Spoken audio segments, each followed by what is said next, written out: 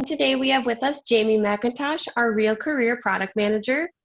Jamey has been with Realityworks for 9 years and came to Realityworks with an extensive education background as a former educator teaching in Wisconsin and in Colorado.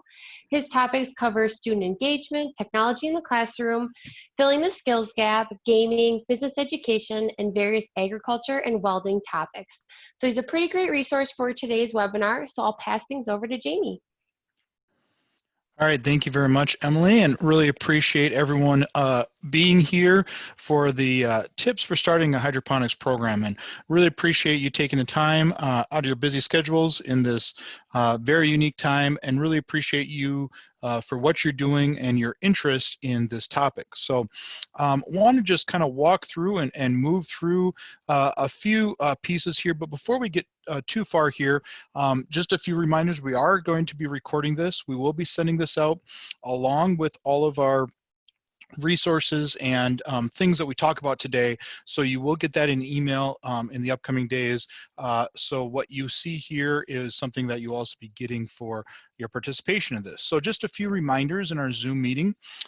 You should be seeing in your world here, there's a chat feature and a question answer. So you can go ahead and hit that chat or that question and answer section, and that will allow you to ask questions as we go through. So if you have a question, even if I'm talking about it, feel free to fill that chat section out there and ask a question.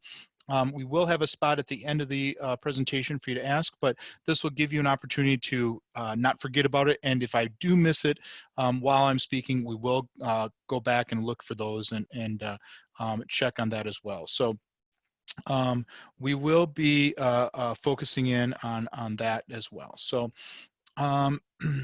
what we're going to be starting here with is just to kind of get you into what we're talking about is all of our curriculum that we are going to talk about today is online. It is free to use, and it's kind of with our COVID-19 response and how we're trying to help and work with you as educators. So in this case here, want to walk you through that, what you can do. So what you need to do in this case is, as we talk about the hydroponics curriculum that we offer, you can go and click on the Learn More. And when you click on that Learn More, it's going to come up to resources, including our webinars, some lessons on career exploration and soft skill development.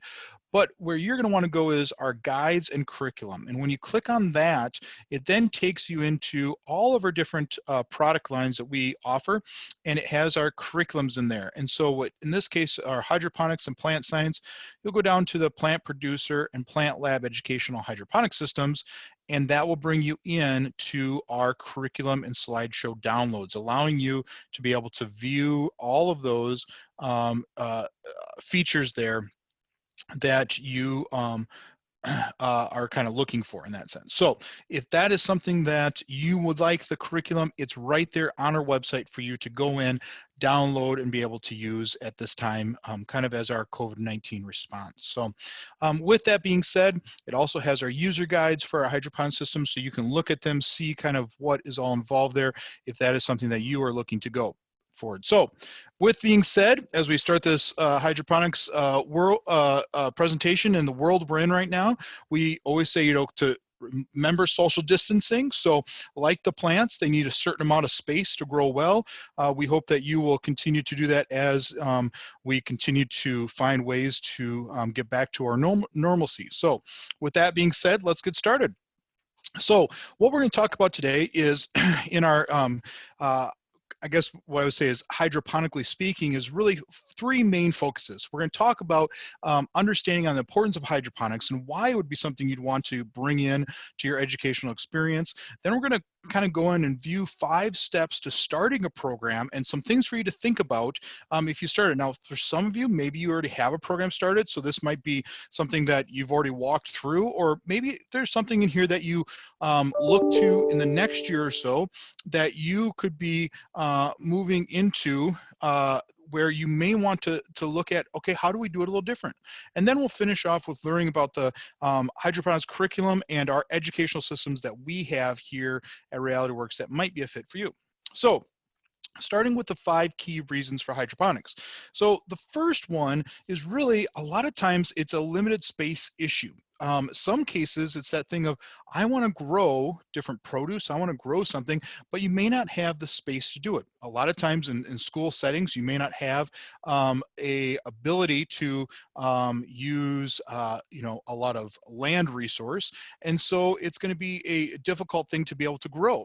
Maybe you just don't have the ability, or another piece is in certain areas, especially cities, there just isn't that location in some schools to actually use a large footprint to be able to grow different produce. And so this allows people to grow in a limited space, as well as right in your classroom, right in areas that maybe you never thought you could actually do it. In cases with our hydroponic systems, we have people who have been interested in looking at this from states like Alaska, where they don't have sunlight full year. They don't have the warm weather to be able to grow a lot of times. So in this case, it allows you to be able to grow in a dark, you know, basement with no lights or with no windows whatsoever, because of the type of growing that hydroponics allows you to do.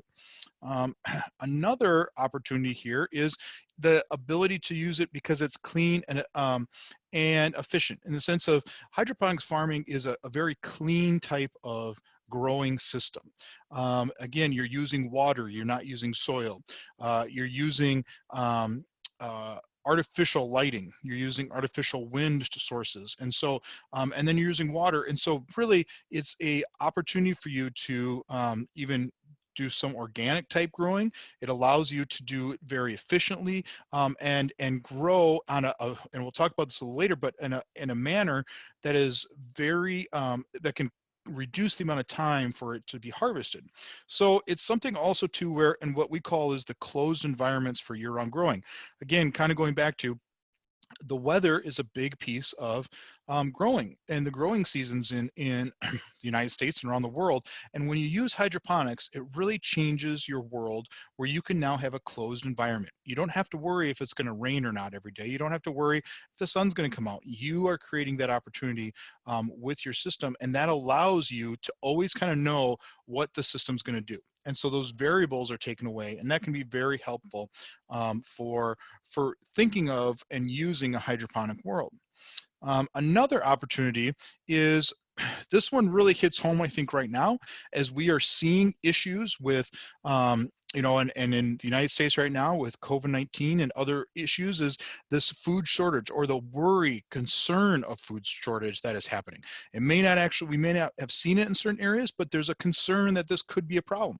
Hydroponic farming can allow and help this food shortage. Again, with this kind of situation, you can do it very, very cleanly. You can do it in a sense where you don't have an environmental factor.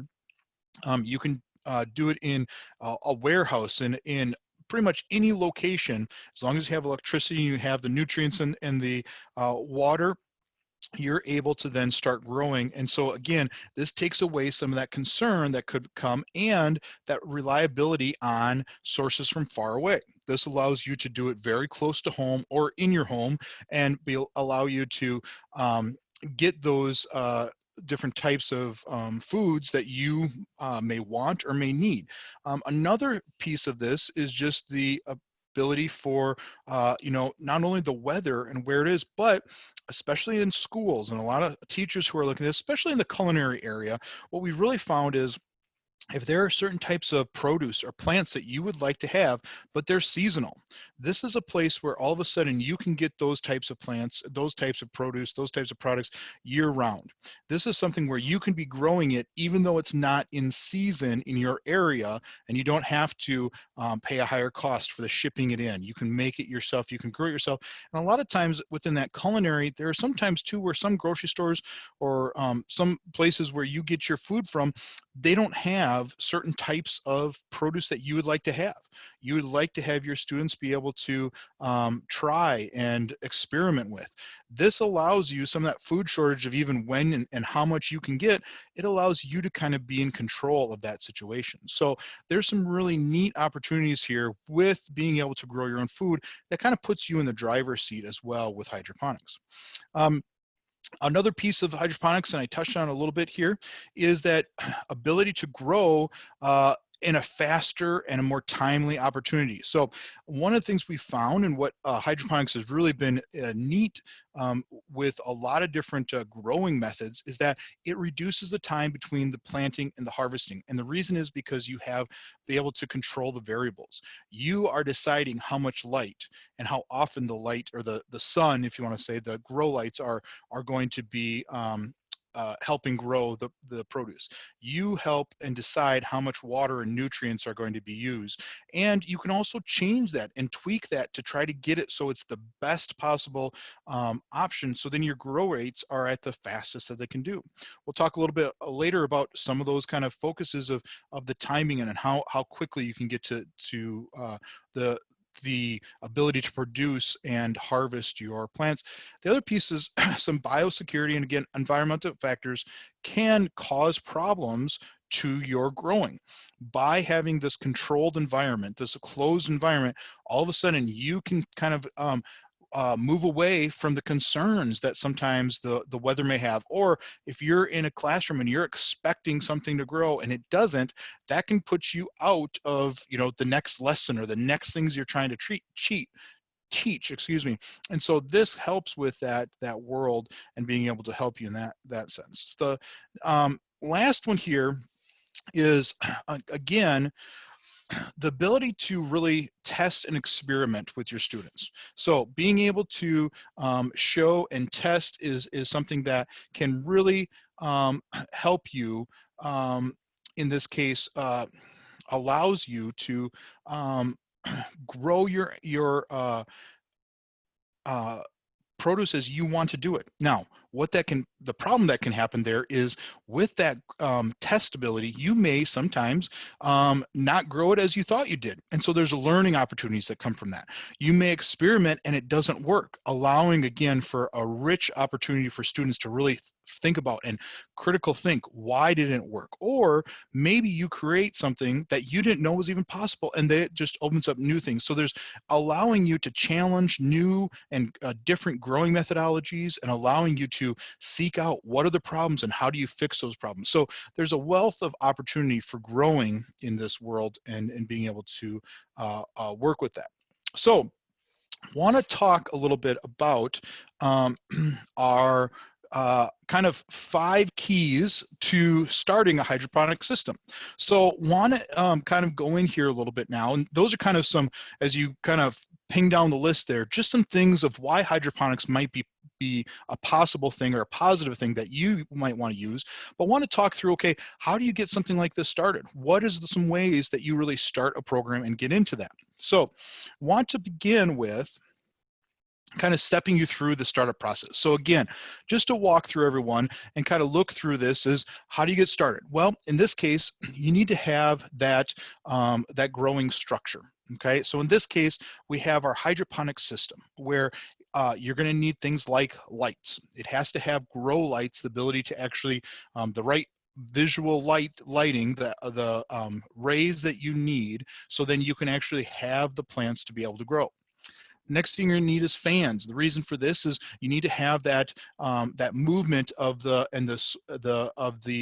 wind to be able to strengthen your plants, make sure that they are growing properly, and really keeping them healthy in that sense. Now, sometimes in this closed environment too, it can come about, and sometimes people say, you know, well, other problems can happen. So mold is a good example, or maybe you do get a certain type of fly or insect that could be a problem for this. The thing about that then too is those are all things in a closed environment. In this opportunity, you can start and really focus in on, and I would say, less variables. So there are ways to prevent those. There are ways to be able to do that. When we have our hydroponic systems, one of the things that will cause things like algae or molds or things of that nature is your temperature, your amount of light that you're letting into your onto your water, things of that nature. And so there's ways that you can work through that and try to reduce some of that in a closed system. Now, you're always going to have some sort of challenge that you have to work through. But again, it's that learning opportunity, that ability that can help. And that's where then, again, water pumps is another thing, being able to circulate the water, but not only the water, but also the nutrients. So you have to put the nutrients in and be able to circulate it. So working through kind of this understanding of a hydroponic system, and again, these are the key variables. There are some other variables, but really the main variables of kind of growing your plants. One of the things that we want to talk about is, okay, if you're interested in this, how would you get started? So in this case, one, we really would encourage you, and we say do your research. And we have some great opportunities in our hydroponic systems to be able to see what it does, be able to see how it works, be able to show all of those features here. But really what we say is you need to learn what is available, what will work for you. Now, the hydroponic units from Realityworks are shelf-based. Part of that purpose is then so you can fit them in your classroom. So a lot of times if you have a greenhouse, greenhouses can be very full. So again, this is something that can, on wheels, you can slide it in and put it into a place in your classroom.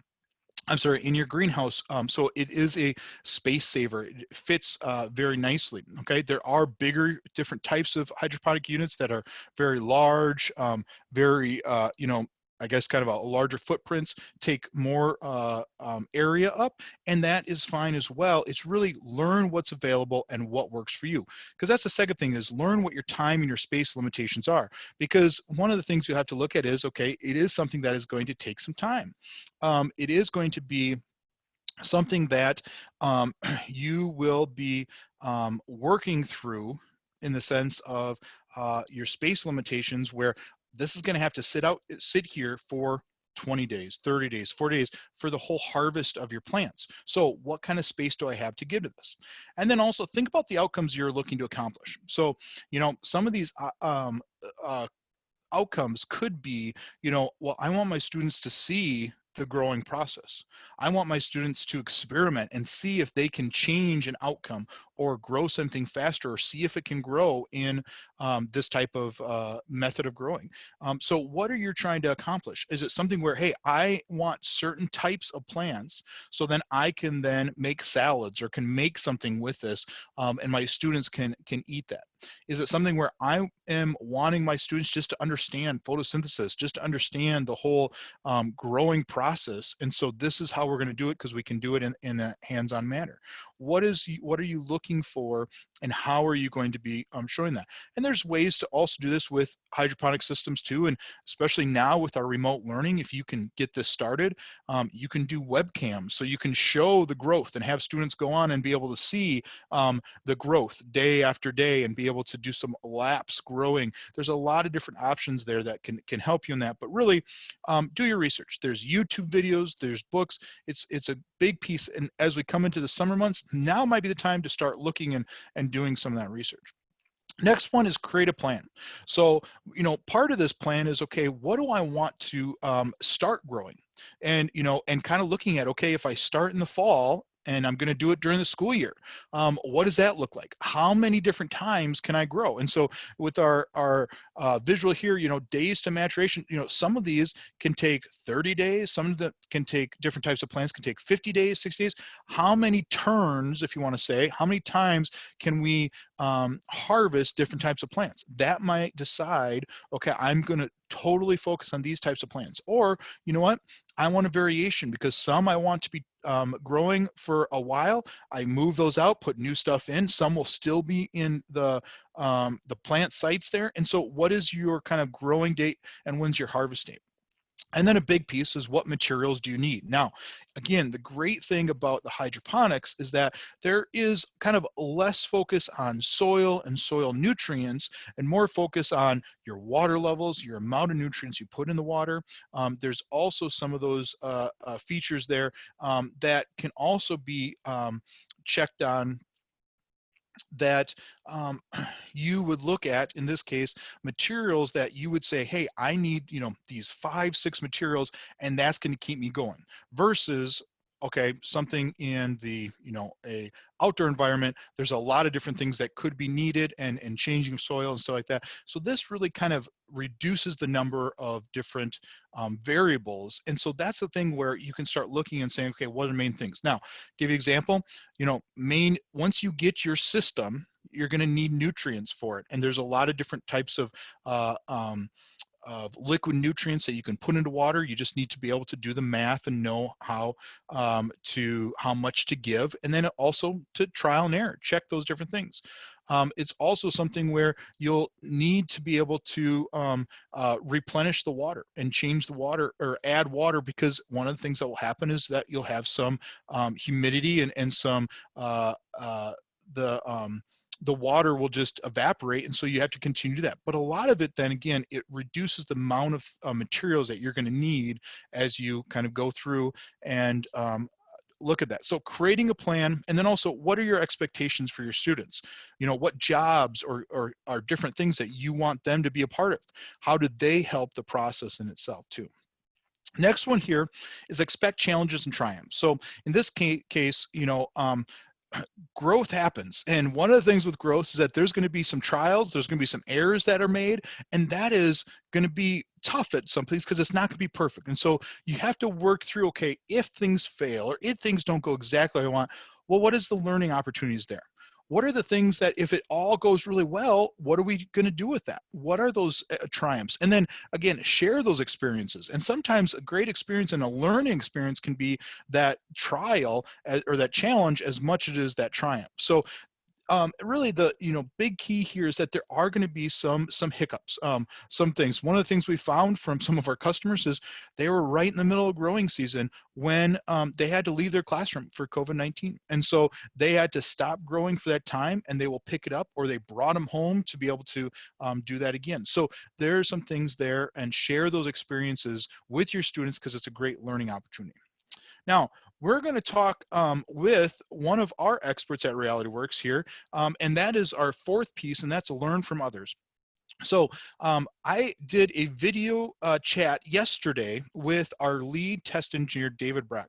And one of the things that he talks about is just his experience with growing. He's been growing and using our systems for the last year with a lot of different plants, a lot of different produce, everything from butternut lettuce to cucumbers and sugar peas, and just goes down the list, trying different things, growing them, seeing how they work, because one of the things we do is we test and retest, making sure that these products work well. So wanted to just share a little video with his interaction with me, asking him some of the questions that he has found and things that he has seen as he grows with hydroponics. How many different plants have you grown in the last year, would you say? It's between 20 and 30 different types of plants. Okay. So 20 to 30 different types of produce that you've grown with the hydroponic systems.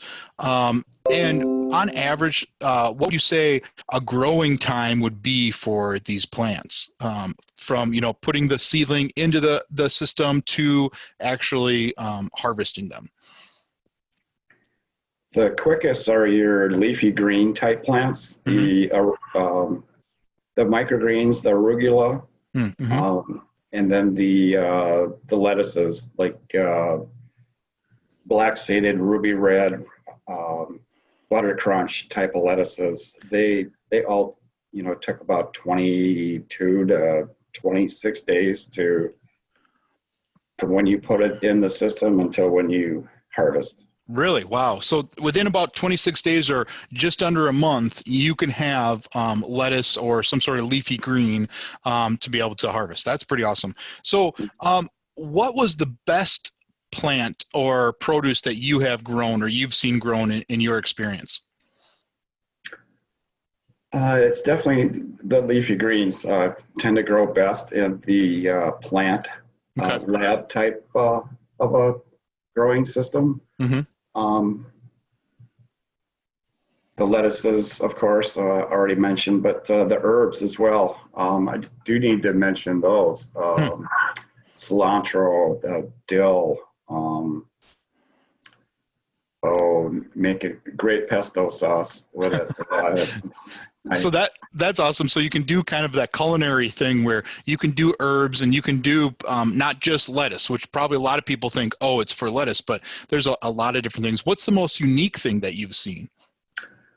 Growing some of the flowering type plants, jalapeno peppers and cucumbers. Now you can't do a whole shelf of the cucumbers, but you can certainly put a couple on the side and train the vines. Okay. And you have to pollinate. I used a brush to pollinate the cucumbers, and the jalapenos I used a pipe cleaner. Really? Huh.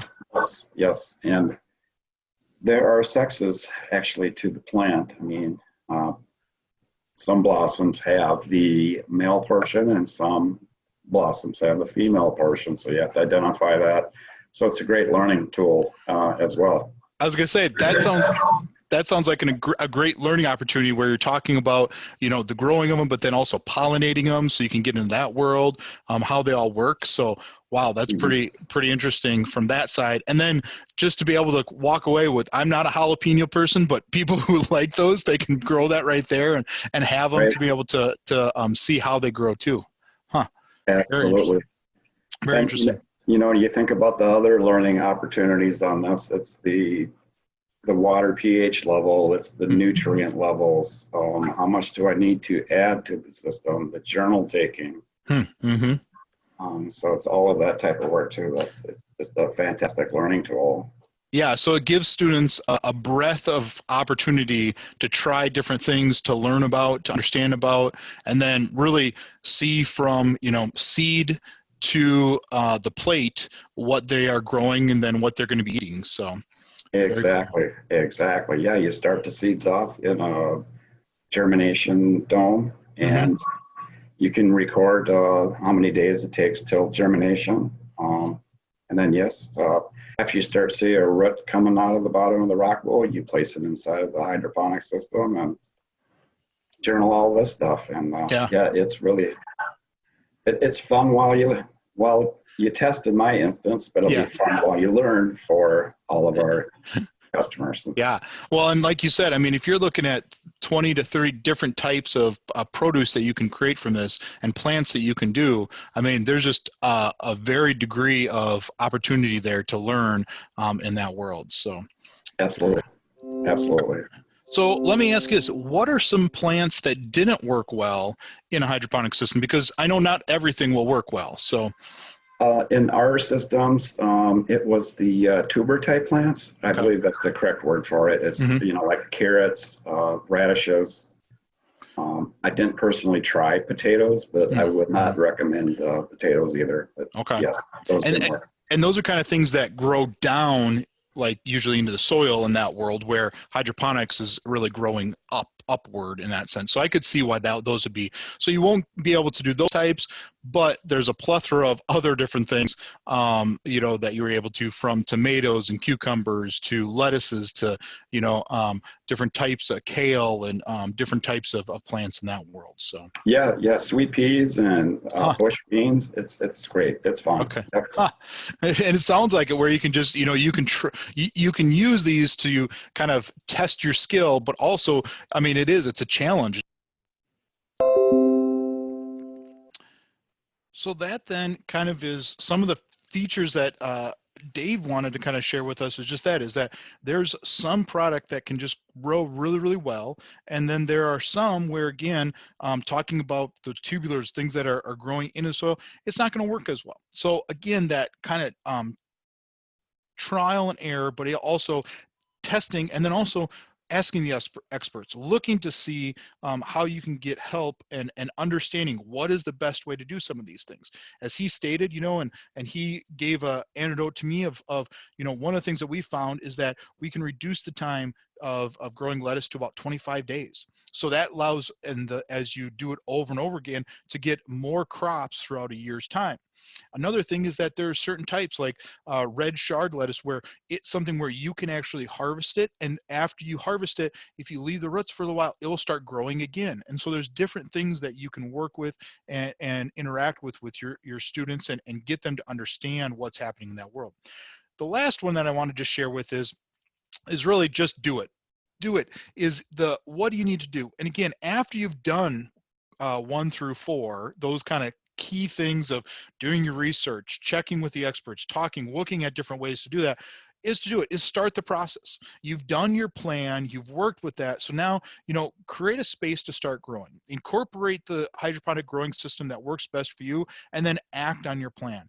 Get going and trying it, because again, that trial and error will be something that, again, can also show your students or who you're working with that, yeah, by doing this, this is how we find out, we figure it out. Don't be afraid to fail. Don't be afraid to do that, but also work in a way that works well for you. So really understand what you're looking for, how you're going to do it. And then there are systems out there that can really help you be successful every single time. And that's where I kind of want to start working and going with us now in the last time here. Is there are great learning opportunities, and we have some products that can help you in that world. We have some systems, and we want to show you the curriculum that our systems include. So, one of the things that I'm seeing is, are there different ways that can be helpful in this world? And yes, one of the things that I want to share with you is our hydroponic curriculum and what we have to offer. So one of the things that can help you is we have a user guide that walks you through all the steps of how to get started, what nutrients to use, what types of, how long you should be germinating and getting your seedlings ready, and walking through all those different things. In this case here, some focused, or how we kind of create our lessons is we always have a focus to get those students' attentions. We then get into a learn, and we finish with a review. And so really the curriculum here, again, it is online for you. It is free, so you can go and grab our curriculum and use it. You can grab our user guides, and the link is right here for the resource of how to grow this in school and help you in that world. And so want to just walk through some of those things. So our focus here is, what is hydroponics, the types of hydroponics that you can use, and then the main parts of the system.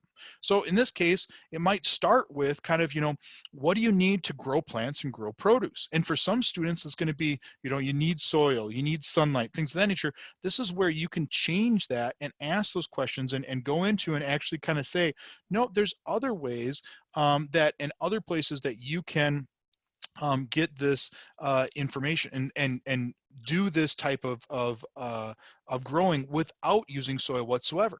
So, there's other variables, weather, climate, biodiversity, that you can talk about.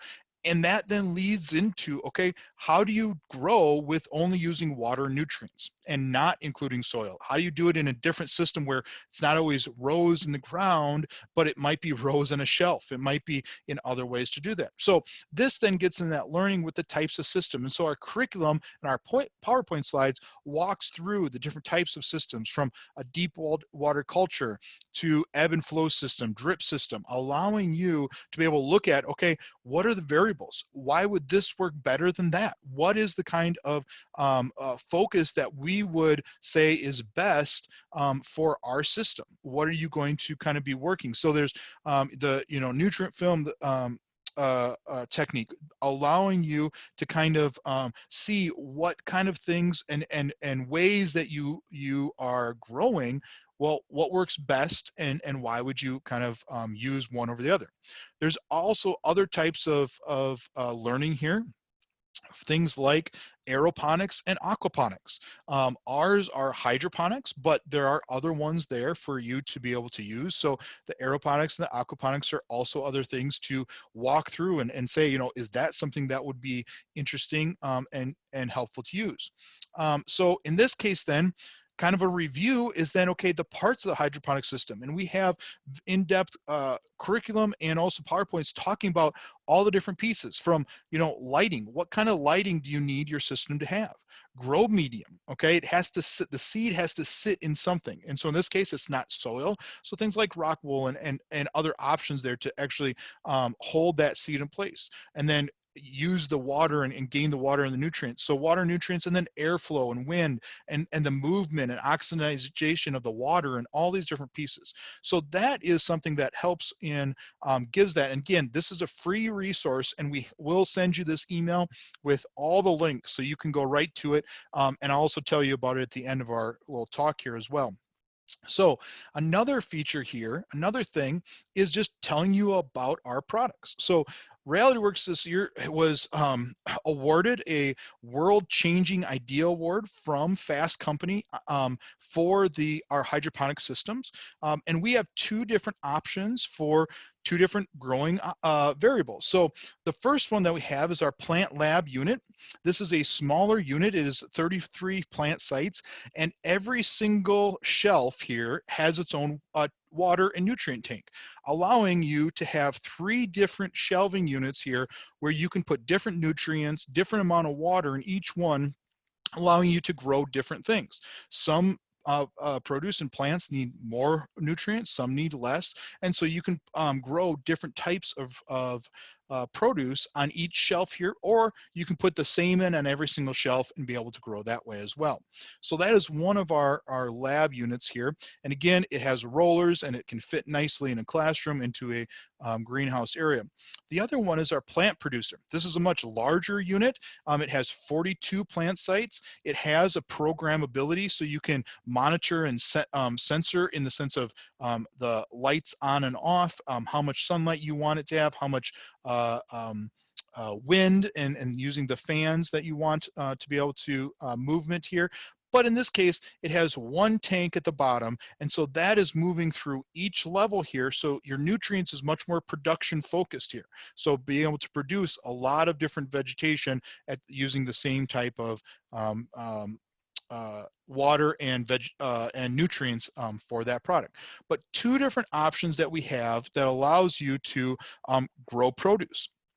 So as we finish up here, how do you get these resources that can maybe get you started into a program of your own? So again, our classroom resources, you go to realityworks.com, and then you can go in, and we have it in our websites here. You can get it in the agriculture world. We also have our again, COVID-19 response, where if you click on this page here, and this is realityworks.com, you will go right in, and again, your resources, you go down to your guides and curriculum, you click on that, and it will come down here, and it gives you your different options to be able to go in and be able to find it. So we have hydroponics and plant science. All you have to do is click on that, and it'll bring you right into that world.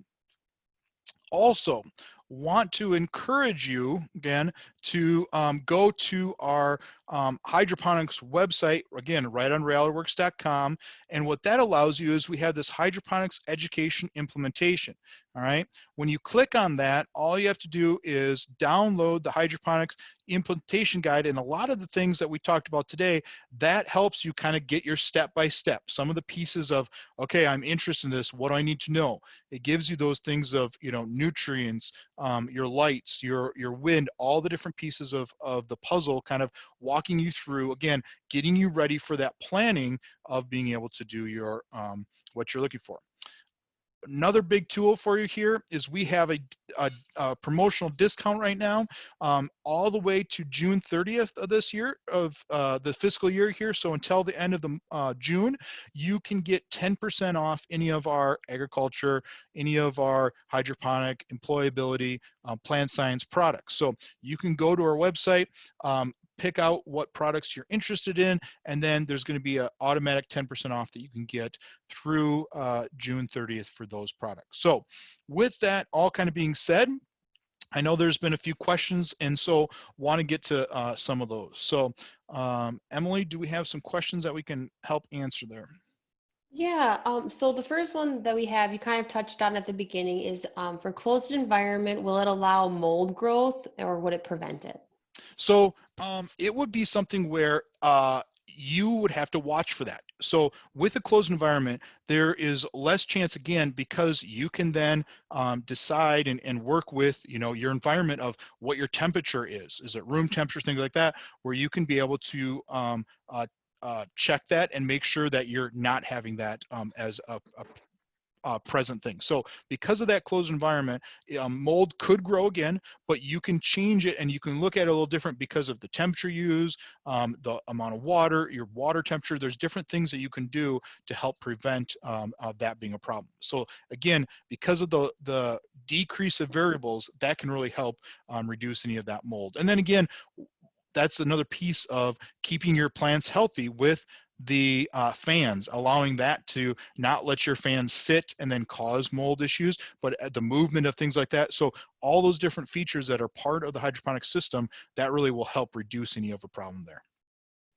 Awesome. And then we have one, is this the same thing as vertical farming? So it is not. It has similarities to vertical farming. You know, the big difference I would say with vertical farming, well, and again, it depends on your definition of vertical farming, but vertical farming still is a soil-based farming. So in that case, it's they're growing up, or sometimes it's wall growing, things of that nature. But a lot of times it still has some sort of soil connection.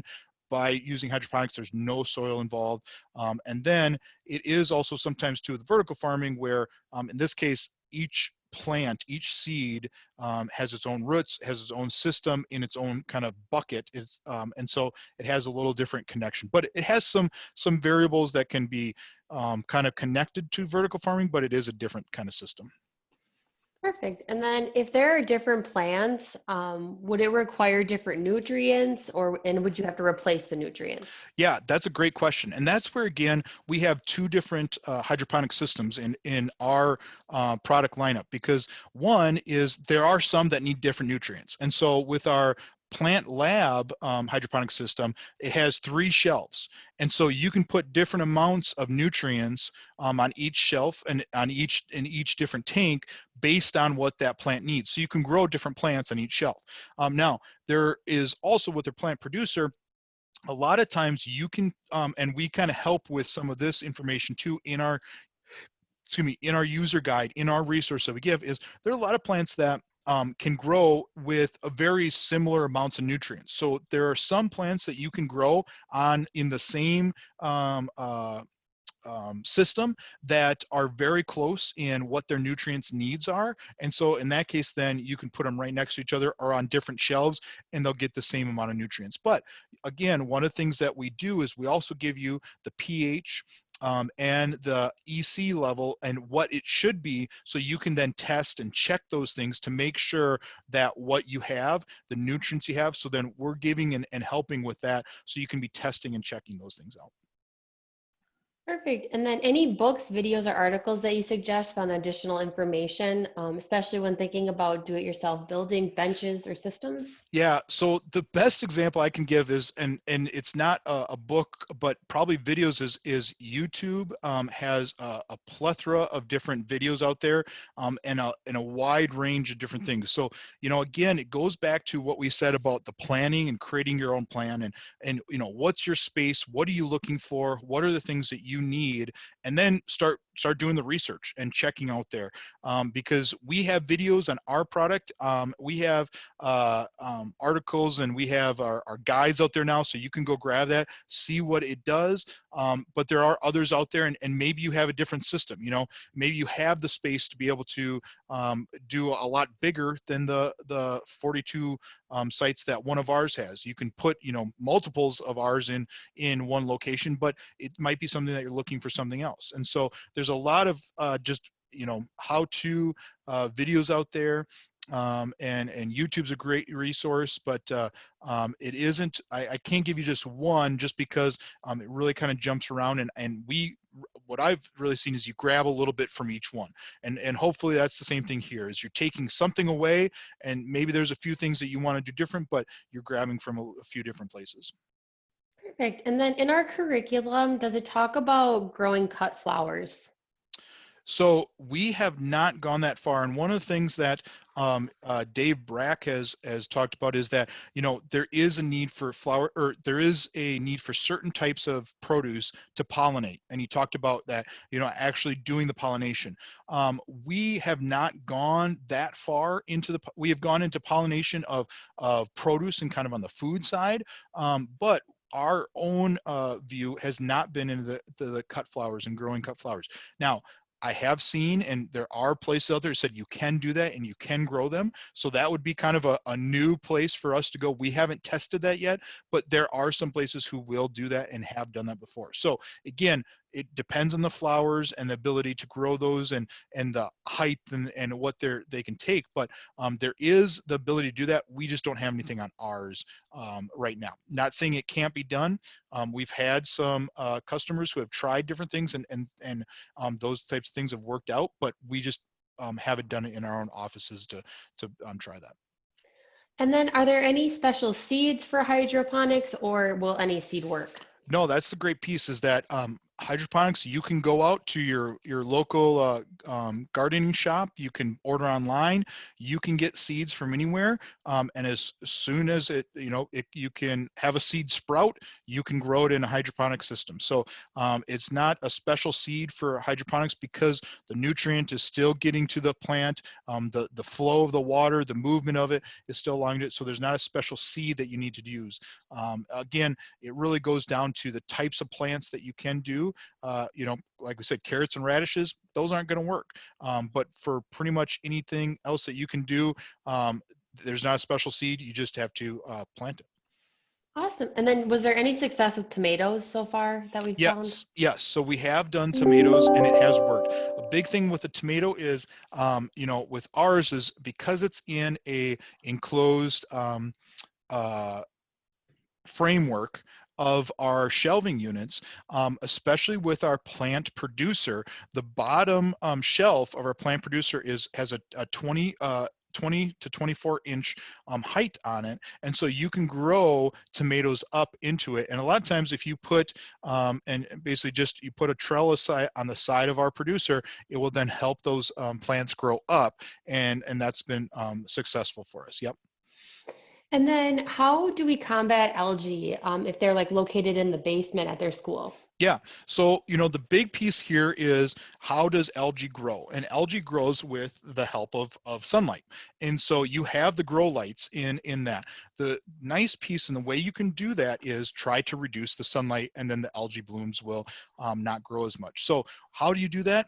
Well, in this case, one of the things that you do is you can cover the opening. So you have your plants, and we talk about ours where we have 33 plant sites. So 33 openings where you would put your plants in, or in our producer, you got 42 plant sites. So in those cases, you could fill them all up.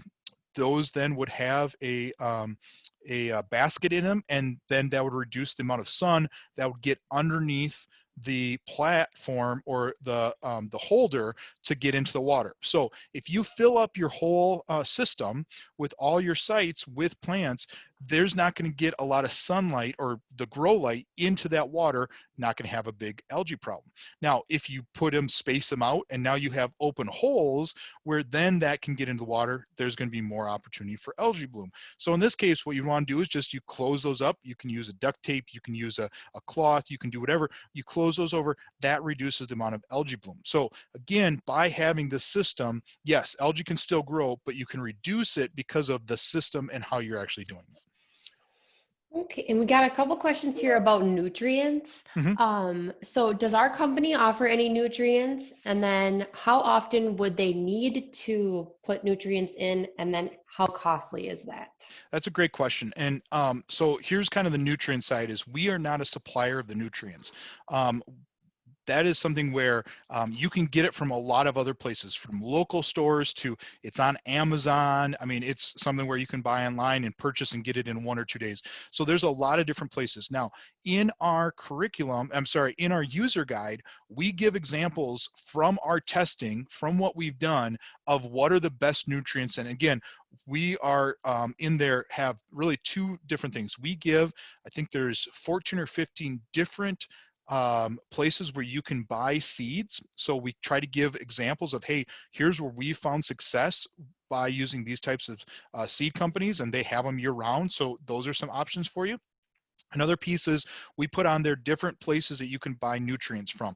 A lot of them, you can buy them on Amazon. You can buy them directly from those nutrient stores or the companies. We all kind of put that into third party, having them be in control of that, but you can buy that directly from them. And then it's something where you know, with that, it allows you just to be able to go back to them and do that. A lot of times they are sold in a quart or in a gallon format.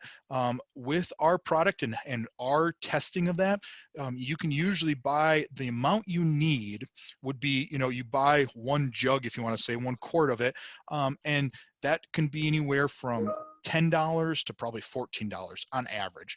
And that amount will get you through a full year of being able to grow and kind of keep on growing. So on average, you probably can you know, add in that. Now again, that depends on how many plants you're growing. That depends on how many times you're growing. If you're just growing one after another, but in that range, your nutrients is something where you're putting it in, and then again, it's you don't have to put a lot at the beginning when you first plant it because your plants are a lot smaller. By the time you're about to harvest it, you're adding a little bit more, kind of more, think of adding nutrients once a week versus once every 2 weeks, things of that nature. So you just kind of test and see. But again, it's something where if you get a bottle or things of that nature, you're probably looking at a amount that you need in the $10 to $15 range every, I'm going to say 6 months to 1 year, kind of depending on what your needs are. Awesome. And then you said EC levels, and someone's just wondering what that meant.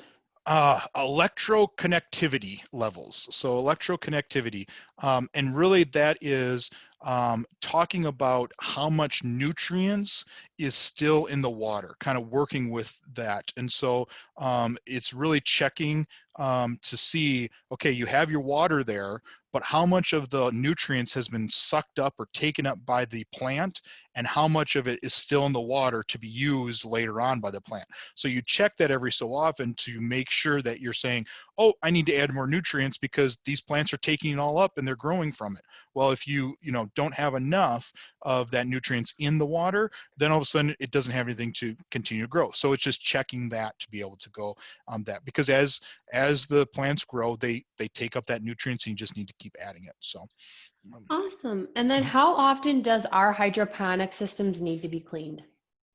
So we would say in the kind of the hydroponics is the best way to do it is once you have harvested, and if it's the one tray on the plant lab or if it's all of them in the plant producer, once you have harvested, you should probably take all the trays out and clean them off. A nice easy soap and water, just wipe them off, wash them off, and then you can put them back in and go. But it's kind of one of those things is once you've done with a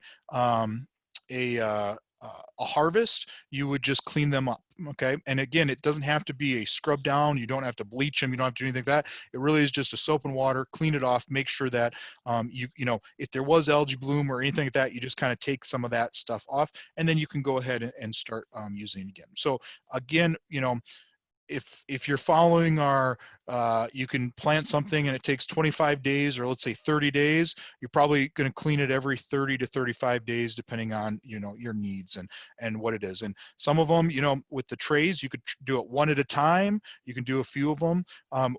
It's interesting because we usually will clean them. I know some people who say, oh, we don't clean them. And that could be something to also look at, and being able to test and check out there with, hey, does it work better fully cleaned, somewhat cleaned? What is your take there? So. And then is there somewhere where they can check the nutrients?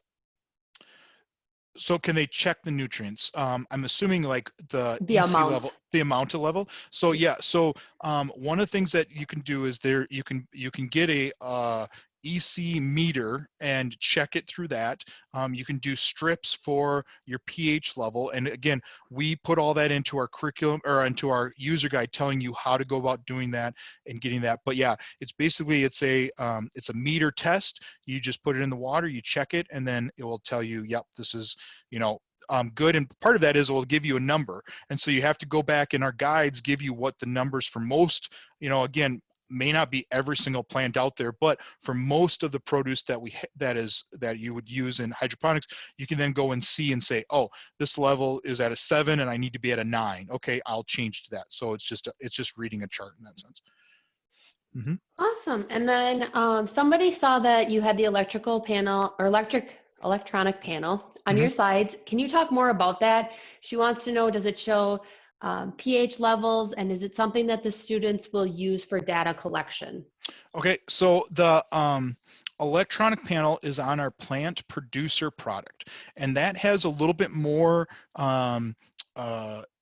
ability to kind of automate the system. So on the electronic panel for the plant producer side, that gives you ability to change how long the grow lights are on. So you could be 12 hours, you could be 14 hours, you could be 16 hours versus on versus off. You can change the speed of the fans on that and make them go faster, go slower. It has sensors, so if your water level starts to drop because of the plants taking them up and using that water, it then will give you, you know, how much, you know, what you need to do to fill that water back up. It gives you some of those kind of opportunities with that, kind of automates it a little bit more. With our plant lab, we don't have that electronic panel. It really is kind of, it's set in place, allowing you to be able to do, you know, it's 12 hours on with the fans, 12 hours off with the fans. And so the lighting system, it's on and off. You can change that just by when you turn it on and turn it off, but it doesn't have that kind of electronic where you can program that in. A little bit kind of more sophisticated with the plant producer. And then, sorry, there was another part of that question. What was the other part of that question?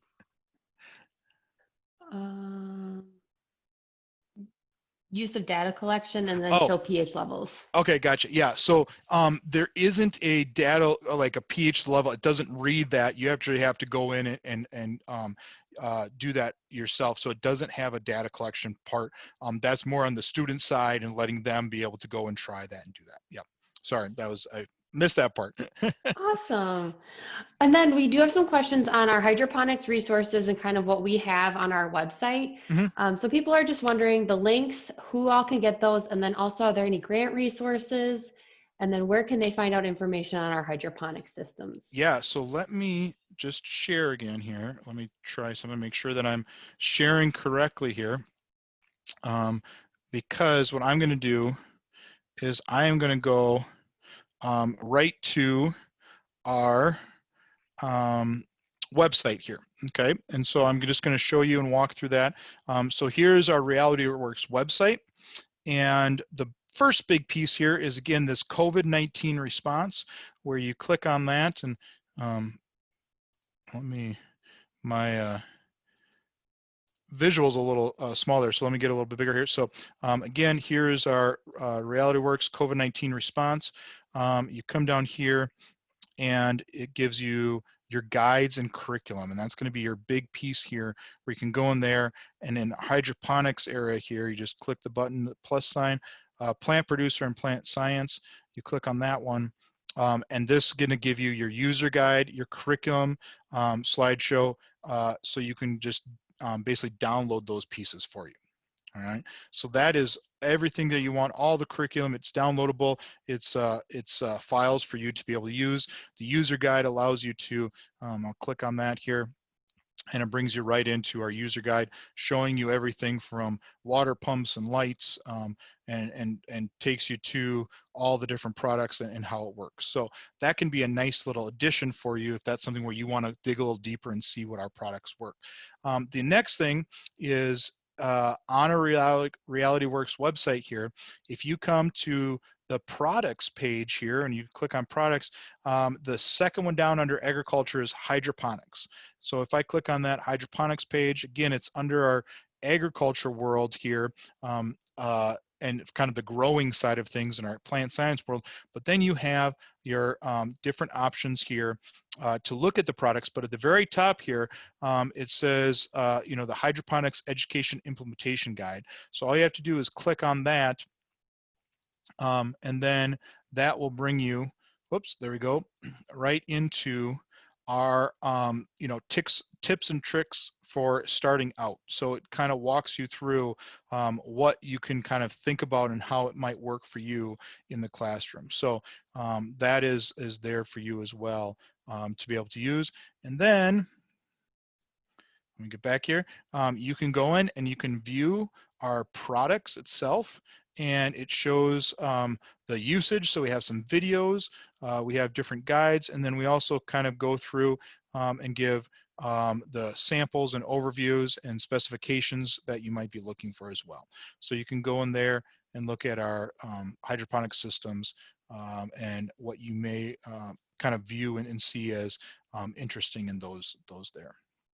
So, all right. All right. Well, I don't see any other questions All right. right now. Oh, looks like we got all the questions, and anybody has access to those links and resources, correct, Jamey? Yeah, so that's something where this will be sent out. We'll send out an email to everybody who is on this, and that is out there for your usage. So it is something where you can use, and we want you to use it. And then as you still have questions, you know, come back to us, and we'd be happy to help you with any needs you have in that hydroponic world. All right, thank you very much, everyone. Really appreciate what you're doing. You know, the big piece here is we appreciate the hard work that you have, that you are doing, and ask that you just keep on keeping on, keep on doing the hard work. We really appreciate all that you are accomplishing. And again, we're here to help in any way possible. Thank you for your time.